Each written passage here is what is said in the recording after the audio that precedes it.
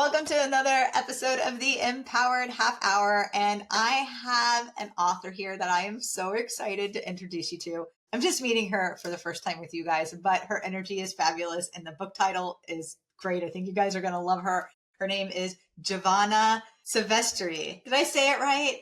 You did, Giovanna. Yes. Thank you. I always get so nervous about butchering names, and you guys all know this about me, but I was trying very hard to pronounce names correctly. And so I'm glad I did. But welcome to the Empowered Half Hour. I'm happy to have you. Thank you for having me. Happy to be here this morning. Yes. So when we were talking in the pre-show, you're an author, you're an influencer, you're an entrepreneur, but you recently released a book called Confused Girl, Find Your Peace in the Chaos. Tell me a little, there she is. Tell me a little bit about her. I want to know more about your book. Well, my book wrote it for someone like me when I was going through a depression in my late 20s. I went through a really dark depression in my late 20s, which I'm so grateful for now. I mean, at the time I wasn't so grateful for it, but so grateful for it now because it really gave me the tools that I needed to be able to deal with life in a healthier, more productive way. And so it was kind of like at that time, and because this was, a while back, don't want to age myself, but this was Yeah, I'm like, I feel you on that. there was great self-help books, like really great self-help books, like Gary Zukov, The Seed of the Soul. Fan, yes. There was a lot of great, like The Alchemist was really great. A lot of great, that's not so much self-help as it is like, it is a bit self-helpy though, but a lot of great books. But there was just kind of like nothing that was a female that had been through it where I was like, that's me. And I think the biggest Yes. at that time was that I felt really alone in it. I felt really, really alone in what I was going through. And that made it worse versus this is just kind of like something that people have to go through in life and it's totally normal. And this is like a good time to reset and really think about the way what you believe, what you value, what you think about success and living a healthy life. And what does that mean for you? And so I really wrote it for all those girls that are going through it. And it's like, yeah, you're not alone. And this is how I did it. This is how I got through it. And here are some tips. And I think what's really cool about it, I feel like I almost did a little bit of a new genre here because it's not just self-help. It's not just memoir. It has both, but it has like a very strong storyline that I'm getting even from girls that only read fiction. They say, oh my gosh, I love it. I do not usually read self-help books, but this had such a strong storyline that it kept me like in it the whole time. Did you write it memoir-esque, like memoir teaching? Is it your story and then the teaching is throughout it? Yeah, exactly. Exactly. Like the That's teach is, awesome. and then I have, again, thinking about what I would have needed at the time, I have recaps at the end of each chapter. Like it's called Confused Girl Recap. So then you can go back. So you don't have to read the whole chapter over again. You can just go back and get like the reminders of, oh yeah, oh yeah. And I talk about things that we really do a lot as humans, as women. And I have a whole chapter about comparisons. Nice. Well, let's talk about, I mean, there's so much in just your opening that I could ask like 10 questions. So we'll just see where it goes. But I do want to come back to comparisons, but I think I want to start with, you had mentioned something about values. And I think it's important that you understand your values and also don't compromise them. I have a different story, but a similar story in the sense of I ended up getting depressed, but I worked myself I bypassed every freaking red flag imaginable and powered through something that wasn't a fit for 2 years until I had a collapse. By the time I had the collapse, I was in debt. I had disconnected relationships with myself, the universe, my kids, my husband. I was on the verge of divorce. Like my life, I had gotten autoimmune disease. Like it was a dang hot mess. Right. And so I'm relating because whether you're in your 20s or in my case, I was in my 30s when that happened, there's still like this depression that happens. And a lot of it has to do with a misalignment to our values. Like there's a compromise that's happening. And I don't hear a lot of people talk about that, but I was picking that up as you were like sharing the arc. So I don't know if you want to expand upon that, if there's a certain lesson that you learned, but I wanted to come back to that because I was like, actually, you said something that I think is really important for the audience to hear and understand. Well, I was raised in a Catholic family, but they weren't like super Catholic. It's kind of like it's just part of your culture because my father was from Italy and my mom's Irish. And so I always kind of had this spiritual connection. I even remember some moments during my schooling because I went to Catholic school where I was in the church and like something kind of like almost like a spiritual experience where I felt the Holy Spirit. So I've always been sensitive and intuitive. But I really do think, yeah, and then I was also raised to be very ambitious and to go after things and make things happen for yourself and to achieve. And I think because my father was also an immigrant and came to this country, worked really hard. Everything was about working hard and almost like proving you're meant to be here kind of thing. Like I Yes, I understand. know, and then honoring your family, giving an accolade to your family. And so I kind of felt my whole life was really about achieving. And it's like without the achievements, I was nothing. I didn't have any value. And then we get it so much from the society too. You're only as good as like how much money you have in the bank, or you're only as good as like what house you have, or what car you drive, or what school you went to. And then it just becomes this whole rat race where you're on this like treadmill. And my generation too, it's kind of millennials. It's like we're on this treadmill that keeps speeding up. Oh, yeah, I feel that. And I just hit this wall. And I'm like, I have achieved stuff. And, I have a lot more than, let's say, some other people. And some other people have a lot more than me. And I'm tired of looking at the people that have a lot more of me and feeling awful about myself. I'm tired. If life is just going to be this, then I don't want to be here. This is too much. Yeah, Like, then this sucks. Yes. yeah, it's like I'm just in my 20s still and I'm like want out. Like this isn't fulfilling, this doesn't feel good. I don't feel good about myself. I don't feel good about my life and nothing's ever enough. So I got to this point where it's like, okay, well either I'm cutting out of here or I got to figure out another way to believe about like what I believe about life, what I believe I'm here to do, because this old way isn't working anymore for me. So that's where the real shift had to, like, I had to really. I am picking up so much of what you're putting down because I think that is exactly a lot of the listeners feel that and experience that. And even when I had my breakdown, I was feeling very much the same way. Like I was on the outside, I was hitting all the societal marks that you're talking about, right? I was in my mid 30s. I had my kids young, but I had kids in middle school. I was a senior leader in an organization. I was married. I had the house. Like every box that society told me to hit, I Yeah. hit. I was like, I did it, gold star for me. And yet, to your point, like on the inside, I felt confused, like confused girl, right? Like I felt confused. I felt disconnected. I felt like the only way to prove my worth was to earn through achievement, like you're saying. And so I think that there's this, that so many people do feel this way, but we keep it inside. And it goes back to kind of how you opened up, but what made you write the book is that we feel alone. We're like, who am I to complain? I have a roof over my head. But guess what? We're also these beautiful souls. We're beautiful humans who should get to experience abundance, joy, health, laughter. I can tear when I think about some of the restrictions we put on ourselves by following the societal mold. So I appreciate just getting real fast on this because it's so important for people to hear. So before I ask you another question, you're welcome to respond to that. And if you feel we're good, then I can ask another question. But I think going back to the value thing, right? What I realized I had been doing. And I did realize this when I was in the depression.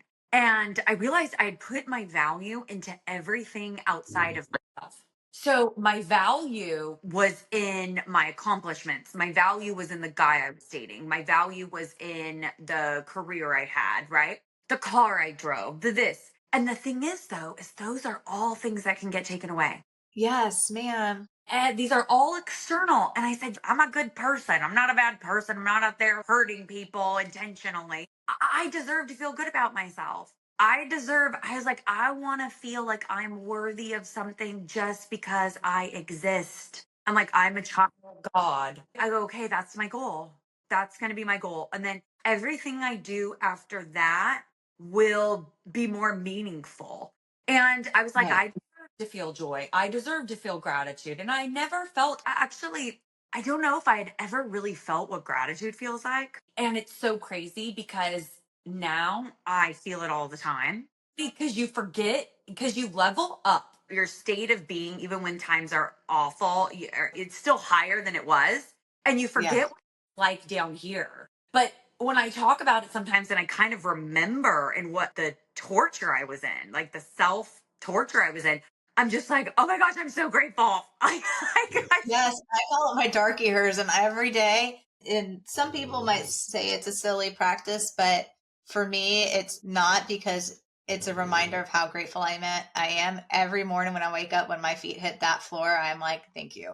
I get to do this again. I get to choose to look at life from a lens of appreciation versus accomplishment, just for the sakes of our conversation. When you get that paradigm shift that you're talking about, when it happens in your head, you really are grateful, because you're like, oh my God, I remember what this torturous brain felt like.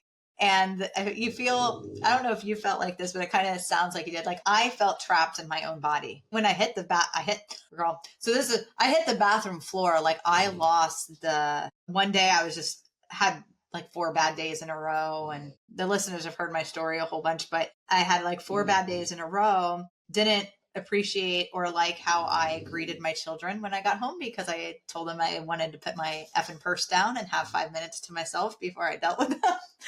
And like, it was just one of those days. Every parent has them, but it was one of those days that I was almost like out of body, right? Like, I saw it. I saw their reactions, and I could still cry. I mean, this was almost 10 years ago, and I could still cry of like, I was that wound up in myself that I was no longer recognizing like the emotions of like people I love the most. And then you get like, I'm tearing up right now. And I'm like, so that night I go and look at myself in the mirror, and I'm like, I didn't recognize myself anymore. Who I was as a person, I couldn't recognize. And that sent me into like an emotional collapse on the floor. And so this paradigm shift that we're talking about is so important, because when you can start to rebuild yourself from your worthiness, as you're saying, it's an important, I'm going to just digress for a second, because I want the listeners to really tune in to what we're talking about. When you can shift your perspective on yourself, that you're worthy just because you're alive, just because you're a human, and not because you have to accomplish something, it's a game changer. And you're damn straight, right? I'm grateful for that shift every freaking day. And to rant, because I was like, yes. No, it's so true. And I think, especially my generation is doing this a bit too. I think the younger generation, not so much, but we've been taught that more is more. And we need to be able to do everything. We need to be the career person, the career woman. We need to have the children, and we need to be a perfect mom. And so that also means like entering our kids into all of these things and making sure that they have like this and that and are doing this and that. And it's like, where is the peace in all of this? Where is the chance to even reflect on yourself? I mean, you're literally just running yourself ragged. And not to mention, as women, we have hormonal cycles that make us Yeah, I do. really tired. And some days I'm like, I can't really leave my couch right now. And I probably shouldn't, because I'm going to ruin somebody's day with my attitude. It's a lot. We're just trying to do so much. And so I think any way you can within your life where you can go less is more, go with that. Keep telling yourself less is more, less is more. Because the peace is really the goal. Like, we want to, if we're here on earth, we want to be able to enjoy it. We want to be at our kids' soccer and really be present there and not thinking about work or this or that, right?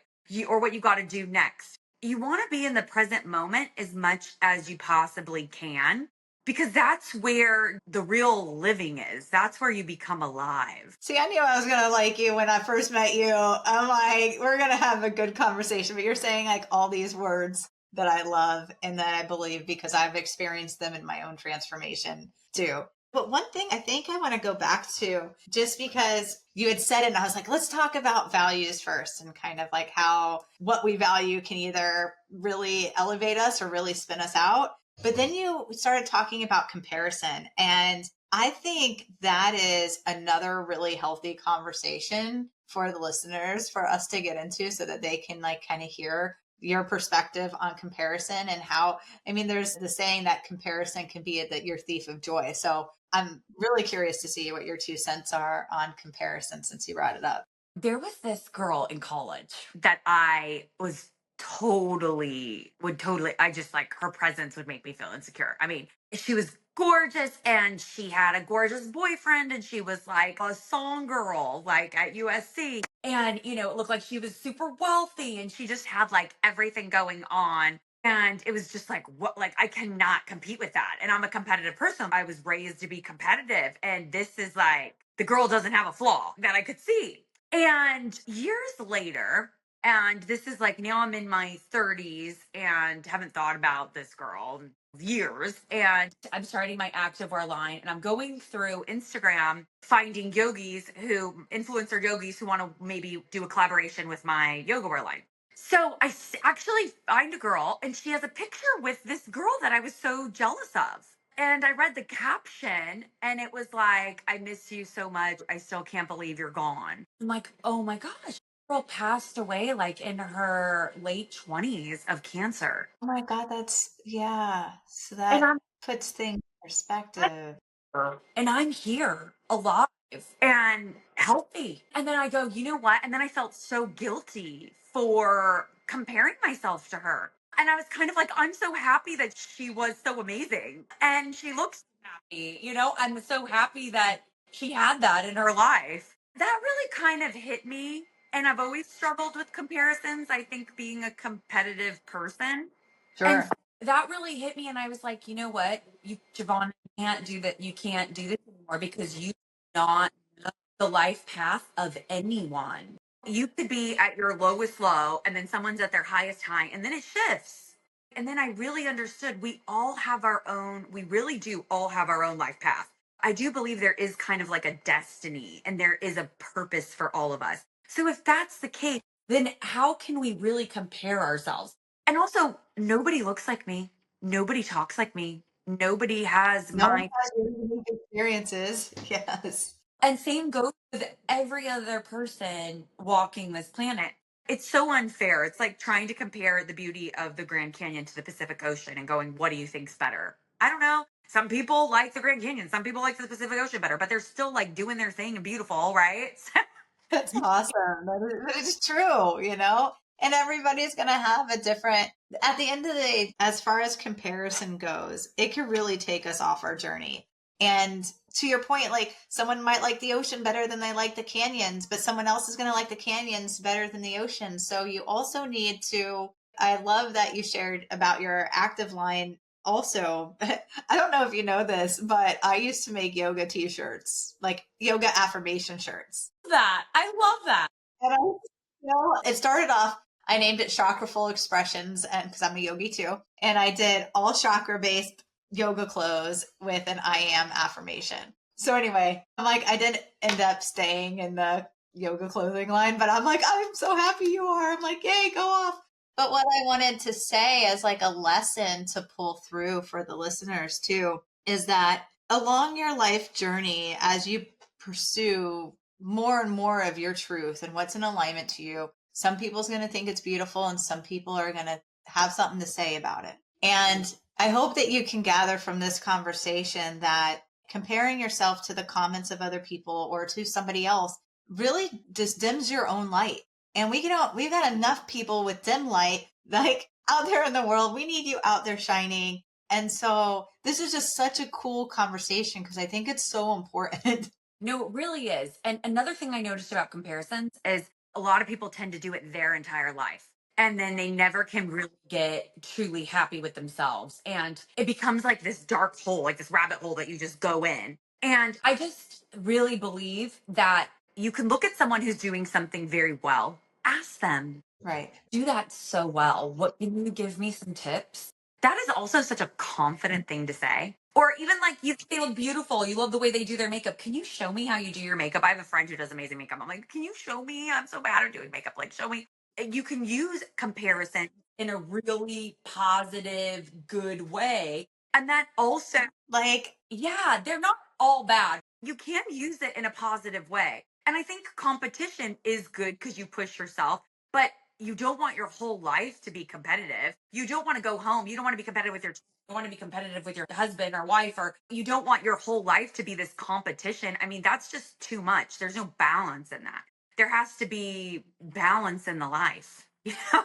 Absolutely. I just love that you turned the comparison message into something positive too, because I have learned that also, like it invites connection. Like some of my best mentors have become some of my really good friends, and it's come from me being like, oh my God, you're amazing at that. Like you said, like, can you help me? Because I'm a little deficient there, but I think it's great. And then like you get a laugh and then you get a connection and then you meet up with that person and you find like there's room where your light is different from their light. And not only they end up helping you with that thing that you asked about, but then they're like, oh my God, I didn't realize you did yoga athletic clothes. Like, what was it like? How did that idea come up? And then you inspire someone else just by sharing your story. Anyway, you can tell I get passionate about that. I'm like, I love when the connection door opens because it just invites so much magic in. Yeah, I think one gift God gave me was I'm pretty comfortable with being vulnerable. And so I can admit that I used to do the comparison game a lot. And even now with the book, I had to catch myself and stop. Because again, I'm competitive. I want to do well and I want my book to reach as many Sure. people as it possibly can. And I do know it's like so helpful, but then I was getting competitive about it Yeah. and comparing myself to what other people's books are doing. And then I just go, nope, stop. I was like, stay in your lane, stay in your lane. I know I was meant to do this, and what's going to happen with it's going to happen with it. And just you do you, girl, and just wish people well. And so we just have to kind of stop ourselves. So true. And I just looked at the time. I'm like, it's 26 minutes in, which means we have 4 minutes left because half an hour goes by so freaking fast. I'm like, I still have like 5 questions. All right. So let's go back to the book. What I want to ask you is I'm going to ask 2 questions in 1 question. So you can really take your book and then share why you're passionate about it. And also how can it empower, or the empowered half hour. So I always like to share how your work can empower someone else. So let's talk about real fast, like why are you passionate about the book and how can it empower someone's life? I really do feel like why I'm here is this book. I really do, with my entire being. And I think more books to come too. Like, I do believe this is the gift I'm supposed to give to the world. I said I am vulnerable, and maybe I'll admit things that other people are too scared to. So, It's good for storytelling because the vulnerability helps people transform. So I really applaud you for that. It's yeah. awesome. And it's interesting because I did this. I had a podcast with this one amazing woman, and she does like this soul decoding thing where she has a chart and she, takes your birthday and the time you were born and then does this thing. And she said that my purpose here is to tell stories in a very poetic way that helps people That's feel great. seen, like very human. And oh my gosh, that's what I'm doing. That's what I'm doing. And that's what really empowers me. What was the other? That's awesome. No, I mean that was like the passion and empowerment, but let's flip it to the listener. If they were to follow you, read your book, invest in your yoga activewear, like just if they were to be in your aura, just share how your work would empower them. Or you can share an empowering message, whichever way you want to go. It's interesting. Now I'm getting like a lot of reviews coming in from people I Yes. don't know that have read my book. And the biggest thing that everyone's saying is that they feel seen. I have to go from what the readers are telling me versus what I think I have the Yes. goal. I see I what want you're to saying. what are they actually getting? And this one girl was so cute. She goes, there is nothing in this book isn't missing anything. Like, it touches on everything that I needed. And I thought that that was so great because I talk about shame, I talk about guilt, I talk about comparisons, I talk about relationships, romantic relationships, friendships. I talk about intuition. You're I like, everything is in there. destiny is a moving target, how to shift and change with the time and just all of it. So I really did try to cover everything. I'm just really hearing this is a book I'll always come back to. They love the recaps at the end of each chapter. People feel seen and it touched them emotionally. So Well, Honestly, kind of everything that I would want. There's nothing like I can't think of anything else that I just wanted to help other people with it, with doing this. yeah, that's so cool. And I'm so glad like to hear it's well rounded too, because I like approaching life holistically, like the whole person. And it sounds like that's how you approached your book. So I'm going to invite the listeners to get a copy of your book. Go ahead and share where they could find your book and how they can follow you. So you can find my book on Amazon and it's an audio, digital, and hardcover. Also barnesandnoble.com, target.com, and my website, Confused. You can get a signed copy of my book, a signed hardcover on confusedgirlinthecity.com. And then follow me on Instagram at confusedgirlla. Hey, that's so awesome. I'm going to be following you too. But we're at the 30-minute mark. Thank you so much for coming on and being a guest. You can see this, like my cheeks are red. I'm smiling. It was a great interview. I just appreciate you and your energy so much. Thank you so much. I appreciate you and what you're doing. Thank you.